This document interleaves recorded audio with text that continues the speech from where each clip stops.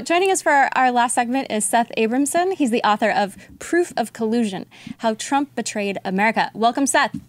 Thank you for having me. So, Seth, can you tell us a little bit about your book and if there's anything surprising you discovered along the way?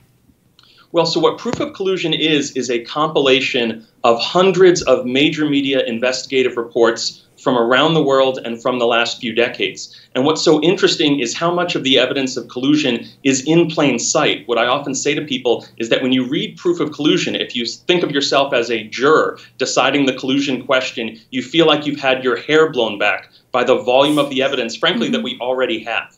Yeah, it's a lot for me to keep up with even, and it's my job. I mean, there's just so much coming out every day. But there's one thing in particular that you focus on, and that's the Magnitsky Act. So can you explain what that is?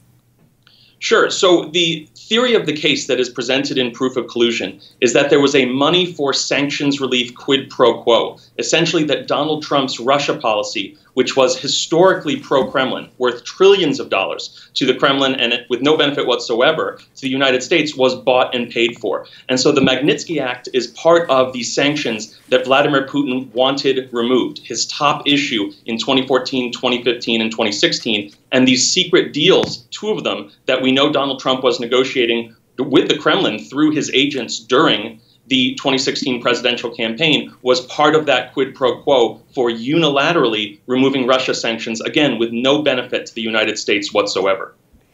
So I'm just trying to square what you're saying with what we're actually doing with Russia. And Abby Huntsman, who's the daughter of the Russian ambassador, John Huntsman Jr., called this out on The View, where she's a co-host, and she said, a lot of pundits are going on and saying how Trump's in bed with Putin, and when in reality, we have put on numerous sanctions against the Russians. We have had major expulations of diplomats. We have armed the Ukrainians, whereas President Obama only gave night goggles. We have empowered NATO. I can't think of a bigger deterrent to Putin than to bulk up NATO and to honestly just meet their actual under the treaty, what they should just be doing anyway.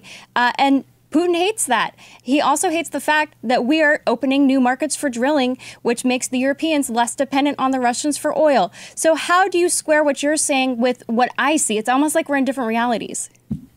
Well, there's no question that the quid pro quo that existed before the election between Donald Trump's campaign and the Kremlin, and the relationship between the Trump Organization and Kremlin-related oligarchs that goes back decades, was thwarted after Donald Trump's election. There was a major story in the New York Times indicating that Donald Trump had a plan to unilaterally drop all sanctions on Russia after he was elected, and that was thwarted by officials in the State Department who saw that there was no benefit to the United States. Now, since that time, the Trump administration has repeatedly dragged its feet on sanctions and has not, in fact, agreed to put on all of the sanctions that Congress would like to see put on. And I would mention also some of these private conversations that we've seen between Donald Trump at the G20 in Helsinki, where clearly there are agreements and conversations that could have happened that we simply have no knowledge of. Even the DNI, Dan Coats, the director of national intelligence, says he has no idea what conversations Trump and Putin have had and any agreements they may have come to.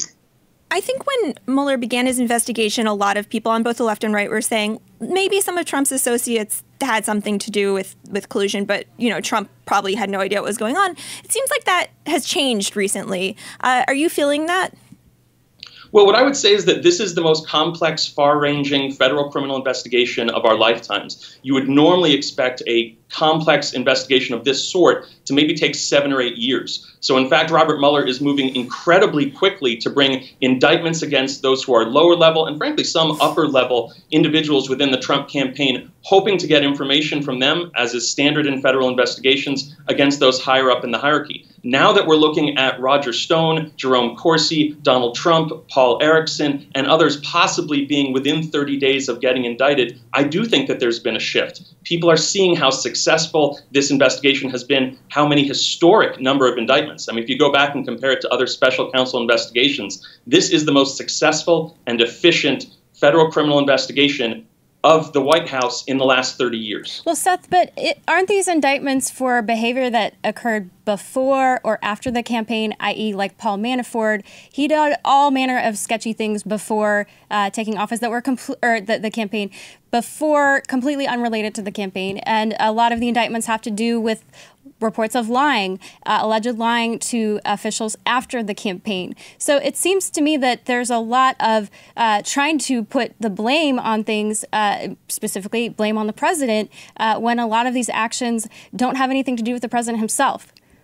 Well, again, as I mentioned, we are still somewhat early or in the middle stages of this investigation, so we don't know everything that's going to come out. But I would point out that there have been dozens of indictments of Russian nationals for what they did during the campaign. And also, I would dispute somewhat your characterization of the indictments of, for instance, George Papadopoulos or Michael Flynn, whose lies were very much about contacts between the Trump campaign and then the Trump transition and the Russians. As far as Paul Manafort goes, that case was very much about what his profit motive was when he became Donald Trump's campaign manager in April of 2016. And so I think that as we look at the facts in that case, a big part of it is asking the question, what was Paul Manafort's motivation and what connections did he have that he called upon? And we know he did call upon them while he was campaign manager for Donald Trump. Seth, we have a viewer comment here. Question, Richard Shirk. And Richard says that collusion is not a crime, even if there was some, but there was not. That's something that we've heard often from the Trump administration, that whatever actions that campaigns are allowed to speak. I mean, this happens. The Clinton campaign spoke with government officials from outside the U.S. So what would you say to Trump supporters like Richard? Well, first of all, a federal court just held that collusion, in fact, is a crime. It's called conspiracy to defraud the United States. But in the second paragraph of proof of collusion, I lay out the fact that collusion is really only a legal term historically in antitrust law, which is not what we're talking about here. I use the term collusion as an umbrella lay term under which are dozens of federal criminal statutes that are very specific, very serious, and are involved in this situation. For instance, bribery, money laundering, conspiracy to defraud the United States, as I mentioned, conspiracy to commit election fraud, aiding and abetting computer crimes, and of course, the many crimes that appear to have been committed after the Mueller investigation was initiated: obstruction of justice, witness tampering, making false statements, lying to Congress, failing to register as a foreign agent, illegal solicitation of campaign donations from a foreign national. So there's no lack of federal criminal statutes that are brought to bear under the umbrella term of collusion, which again isn't a non-legal term in this case. Professor Abramson, I just want to bring this back to something that's happening right now, which is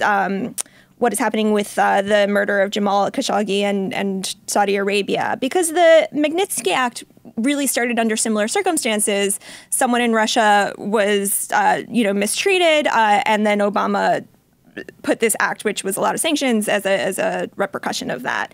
Can we see any connections between the way Trump is treating Saudi Arabia after the violent murder of this journalist and his relationship to Russia?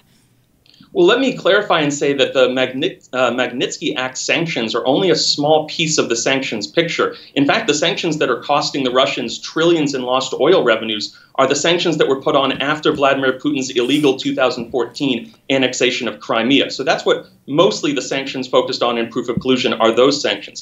As far as Saudi Arabia goes, there's a meeting that we will be talking about much more in 2019 that wasn't talked about much in 2018 or 2017, which is that on August 3rd, 2016, George Nader, an emissary of the Saudi Arabian government, came to Trump Tower and offered, according to the New York Times, illegal collusive assistance pre-election to the Trump campaign, and Donald Trump Jr. said yes while sitting in Trump Tower. So we have a 30-year history of connections, once again, as with Russia, between Donald Trump and his family and the Saudis, and we do have an identical, almost symmetrical or synchronous relationship between Donald Trump and MBS Mohammed bin Salman and what we see with Vladimir Putin. And both are of great concern to Congress. And therefore, I think now that we have a new Democratic majority in the House, we will see that investigated significantly in 2019. All right, Seth Abramson, we got to leave it right there, but I want to have you back to talk more about this. And make sure our viewers to check out the book, Proof of Collusion. Read it and see what you think. Thanks, Seth. Thank you. Thank you.